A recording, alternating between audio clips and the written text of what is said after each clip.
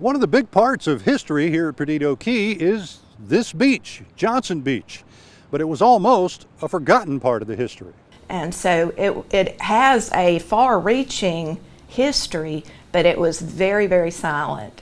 That is, until Allison Davenport stepped up well more than a decade ago.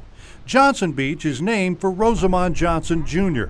At the age of 15, Johnson, who lived in Pensacola, decided he wanted to join the Army and cajoled his mother to eventually sign a waiver since he was too young. She told him, well, let's pray about it. And this went on, and finally he said, Mama, God told me to enlist in the Army. And she said, well, then I guess I got to sign. Johnson joined the Army and he was sent to the war in Korea. In one hard-fought battle, after successfully rescuing two fellow soldiers who were wounded, Johnson, just 17, was shot and killed trying to rescue a third. He was the first person from Escambia County killed in Korea, and he was posthumously awarded the Purple Heart. Shortly afterward, in 1950, Johnson Beach was named in his honor.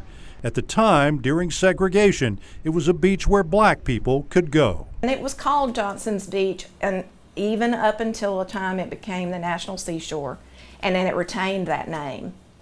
It was, it just got kind of lost in the shuffle for a while. The beach became part of the Gulf Islands National Seashore under the National Park Service in 1973.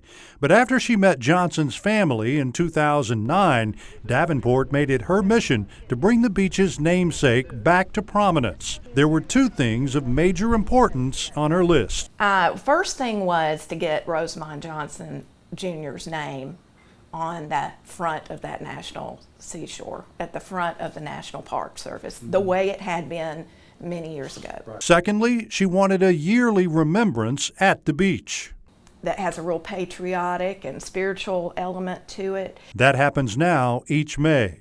And there was one more thing, moving a granite monument from a place seldom seen to a more prominent position. It's in a very prominent spot now, but when it was first erected, it was erected basically at the edge of the parking lot behind the bathroom pavilions. Davenport got help from people in the community and the Park Service to make those things and more happen. But without her attention and persistence throughout several years, who knows if Rosamond Johnson would even be remembered today. In the end, she says, it was just a matter of not letting Johnson's remaining family down.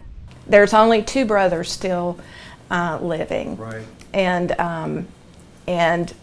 I promised them, as long as I was on the side of the sand, that the story wouldn't go forgotten. Bill Riles, WKRG News 5.